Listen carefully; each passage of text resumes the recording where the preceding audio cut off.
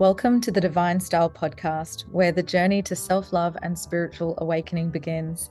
I'm your host, Gerlinda Stella, a psychic medium, intuitive life coach, and guide on your path to self-discovery. Here we delve deep into the heart of what it means to truly know and love oneself. Hello, beautiful souls. Thank you so much for tuning in each week to the Divine Style. Your support means the world to me, and I'm just so grateful that we get to connect in this way. And I also get to connect with some of you via Zoom for readings and healings and in person when I'm traveling between Brisbane and Cairns. And it's just such a blessing to be able to do this work. Over the past few weeks, I know I've been absent. It's because my husband's father passed away quite suddenly. And in honor of the loss of my father-in-law and of all of those that I have lost and all of those that you have lost, I'm going to be talking about life after death. And this is twofold. So, on one hand, life after death is about how we grieve and how we can move forward, but also how our loved ones in spirit move forward too. The stages of grief really have their own unique way of playing out in our lives, but it is helpful to understand them a little bit better when you do have the loss of someone in your life. Grief doesn't always have to be about the loss of a person. It could also be the loss of a pet or the loss of a friend. And sometimes we experience grief even in selling a home or a car and things that maybe seem superficial, but those feelings of grief still remain. So, grief is really a process of letting go. And the stages begin with denial. Now, these can be in any order. Denial is one of the huge ones because this is that initial shock and disbelief. And this is actually one of our mind's ways of being able to cope with like that immediate loss. Then we have anger. You might feel anger towards the loved one that's passed, towards yourself, or even your anger could be directed at the people around you or them. There's bargaining. Bargaining is where we want to make a deal, like I'll switch for them, and wishing and praying that things were different or that you could have done something differently. There's also depression, and that's just that really deep sadness and emptiness that usually follows, and that's often the hardest part. This is where like that really intense missing can come from. And over time, the stage of acceptance creeps in. Now, this can happen again, these can sort of play out to and fro, like there is no linear process with this. So, in one moment, you might feel angry, and in the next, you'll be in denial. And so, there's no right or wrong way to grieve. But understanding these processes can really help you to really find compassion and give yourself the time that it takes to heal. And again, there is no time frame either. Some people might grieve for 12 months and some people might grieve for 5 years or 10 years. There is really no end when it comes to these feelings and stages. So, knowing that acceptance isn't necessarily the goal, but it is the most helpful outcome. And as a psychic medium, I can tell you that acceptance is really the key to be able to connect because it allows the spirit to be freed up instead of being tied or becoming earthbound, trying to comfort you. Acceptance isn't about forgetting. Acceptance is really just about learning to live with the loss and finding a new normal. I've spent many years honing and developing my psychic gifts and my abilities with mediumship to be able to connect with those on the other side. And it doesn't stop with other people's loved ones. I'm really fortunate that I get to connect with my own loved ones too. And I have to say, the experience is a little bit different because I'm even more skeptical of the information that's coming through in case that I'm just being hopeful, or dreaming, or wishing. I found it really fascinating with my father-in-law because once he passed away, I tried to contact him straight away when my husband asked me, and I couldn't get any information. I got told that he was busy, he was catching up with his late wife who'd passed, his sister, his mother and father, and that he was in kind of like a holding or a retreat state. And so I was trying to be super patient, and each day that went past, my husband continued to ask me, "Is he there yet? Is he there yet?" So eventually, after about a week, we were on a plane back to his hometown to go and arrange to do the funeral arrangements.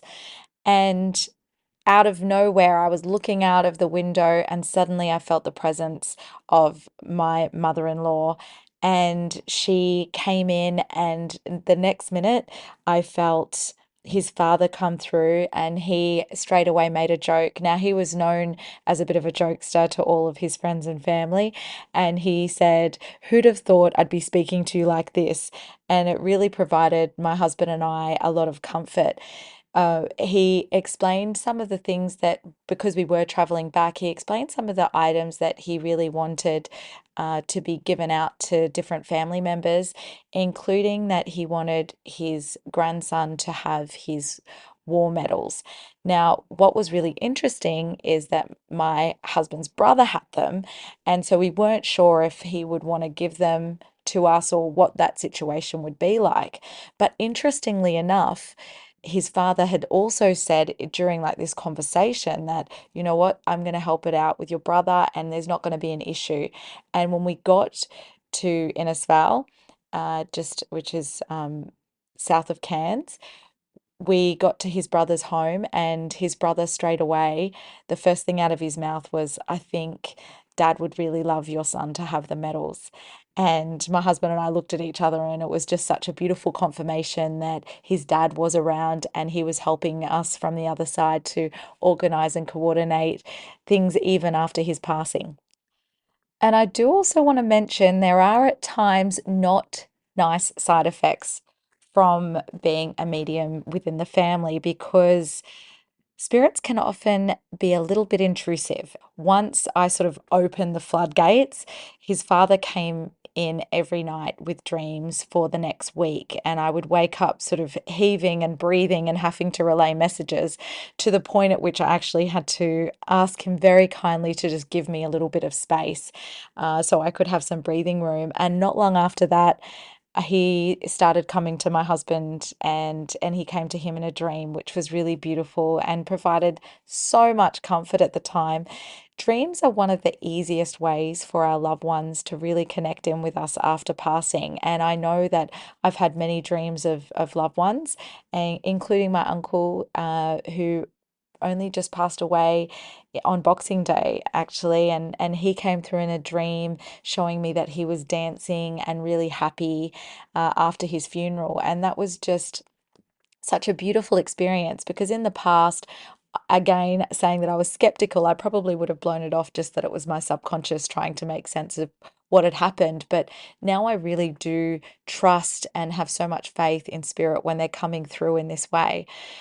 I know that for me, when I was sitting in the church where my uncle was actually where we had his memorial service, and I was sitting in the room and I felt the presence of all of my loved ones, his family, my family, friends, all who had passed away. And it was such a beautiful experience to be able to connect with my nan and pop. And when I asked all of these beautiful spirits what they were doing there in the church, they said that they were there to provide comfort for Uncle Gary, but not just that, but also that they were there to learn the impact of his life. It was really beautiful because they conveyed that, like, every action, whether it was from raising his children to being a good friend or just even smiling at a stranger on the street, all of that was acknowledged as part of the impact that he had. This lesson from Spirit really had a profound effect on me, to know that nothing goes unnoticed and that our impact is far and wide, and sometimes we may never know how far it's gone.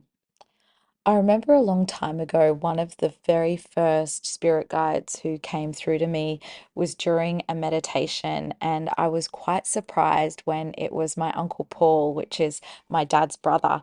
Now, when he was little, he was born with a cord around his neck, so he had a lot of learning disabilities. He grew up in England, and so I really didn't know him very well, only from a very few times that I met him. And it was so beautiful because when he came up, he sort of walked behind me and he was wearing a suit and he looked so handsome. And there was literally nothing at all indicating that he had any of the disabilities that he'd had when he was alive. It was really cool because after that meditation, I remember calling my dad and saying, Dad, Uncle Paul came to visit me in a meditation and he showed up and he's totally fine and he was wearing a suit. And it was really funny because I thought he looked so formal. And my dad straight away said, Well, Paul loved dressing up and he would always wear a suit, something that I could not have known. He also showed me a few other things that he had, like rocks and tissues in his pocket. And my dad said that was something he used to do as a child. He liked to have things in his pocket and money and stuff like that.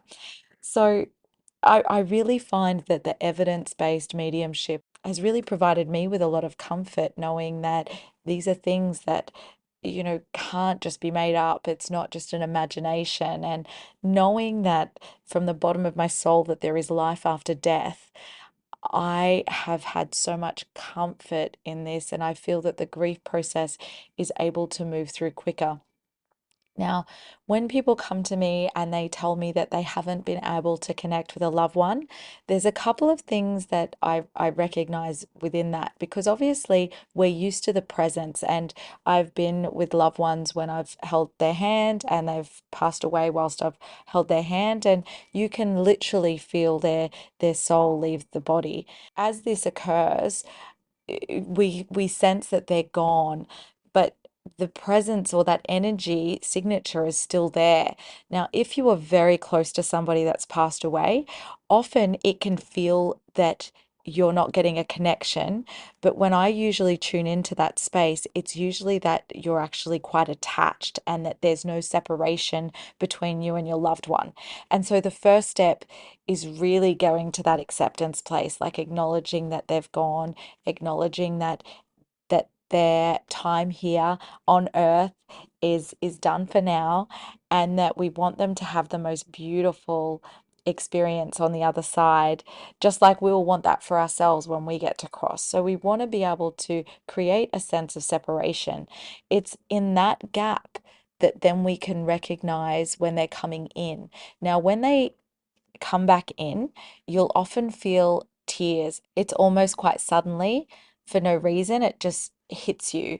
And that's them trying to comfort you. And I usually, again, ask spirits when it's coming in quite strong like that to just give a little bit of space to be able to acknowledge that I've got emotions and that I need to be able to process them.